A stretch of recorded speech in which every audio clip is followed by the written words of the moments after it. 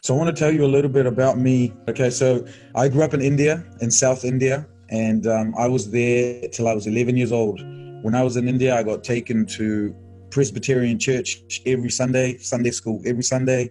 I watched all kinds of religion unfold over there.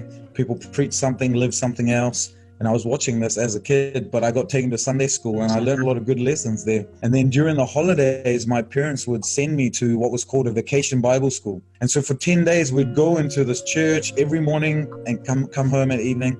And we'd do dramas and skits and songs, and we'd learn stories, and it would be an amazing time of fellowship and fun. You know, as a kid, like I'm going there to get my biscuits and my nice juice and, meet my friends and play. But I would start to hear these stories, and they would always get me to play roles in a drama. Like at 5, I was David in this drama, and I had a guitar that was way too big for me. And instead of clothing, they put a towel over me. And, I remember playing the guitar. I remember significant moments where in a drama, I'd be called to play a pastor, or I'd be called to, sing in the choir, or these kind of things. But as I grew up and I came here when I was 11, things shifted. It was a different country. For the first time, people were telling me that I look different. For the first time, someone was telling me I sound different. For the first time, someone was laughing at the way I looked. For the first time, someone was telling me that my hairstyle and the way I speak was dumb. And I went through a chaotic few years of who am I? Where do I fit in? Who's gonna receive me? Apparently, I'm weird. And I go back to my house, where in my house, I'm totally normal. So there's no conversation that can happen there. And I come out and go to school every day. And in school, I'm weird. And I went through this journey from 11 onwards of who am I? And I became such a professional pretender. I was so good. I had to learn how to put on masks. I had to learn how to hide. I had to learn how to be. It was like I was like Paul, I was all things to all people, except it's really dangerous when you're all things to all people, but you don't know who you are.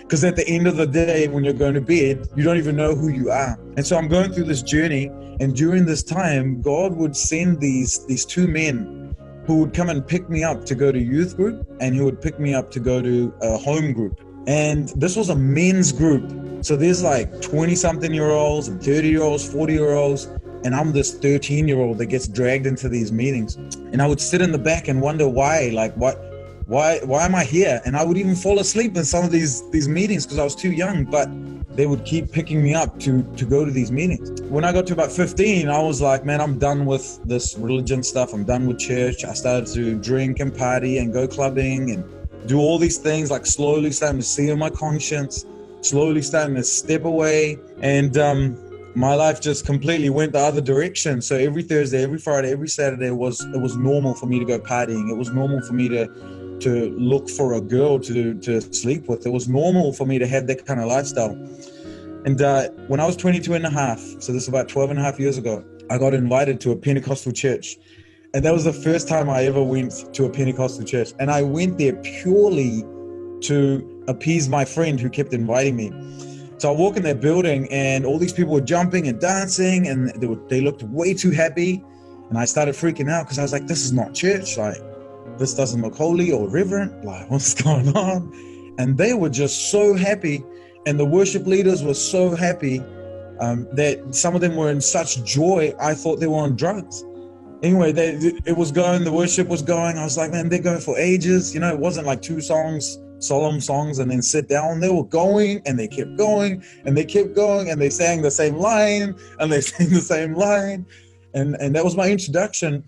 When worship finished, the guy that I was with, right, we were watching the pastor, and the pastor was graduating some people from a leadership class in that church. And then he would touch them on the forehead, and they would start shaking and fall down. And I was like, no way, like, what is this, And then the pastor said, if anybody doesn't believe it's real, you can come forward and I will pray for you. So I'm excited. I'm like, okay, let's see if this thing's real. And I'm about to get up, and my friend is like, hey, we're going, let's go. And he was my ride. So I had to leave with him. And so only now I know that some kind of demon was playing up in him. But at that time I was like, okay, well, you're my ride. Like, so we left. And I got invited to this church many times. I never went.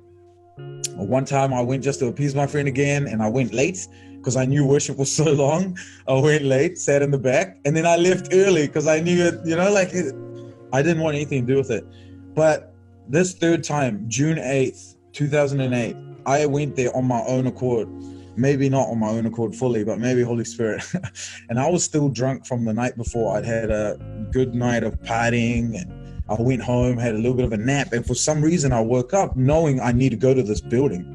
So I drove 45 minutes to this building, and I'm still drunk. I shouldn't have driven. And I get to this building, worship has begun. I sit in the corner, and I'm just sitting there in the corner going, why the heck are you here, Joseph? And this girl falls on her knees and starts to sing prophetically in tongues, which I didn't even know at that time. I was like, what is she doing? To the Lord. Like, she's so in love and enamored with the Father.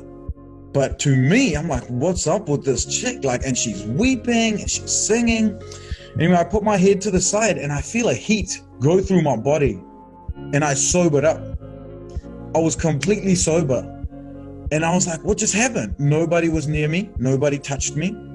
And I start to see my whole childhood. I start to see my church, St. John's in India, in Hyderabad, India. I start to see my vacation Bible school. I start to see me being David, being the pastor. I start to see God in every facet of my life. I start to see when I came here and the racism and the fights and the craziness that was going on for me. And I start to see him in all of it. And I'm weeping. And I'm like, man, if you are so real, I'm giving you 30 days. I will come to every meeting. I'm open to anything you want to do, but if you show me you're real, you can have my life.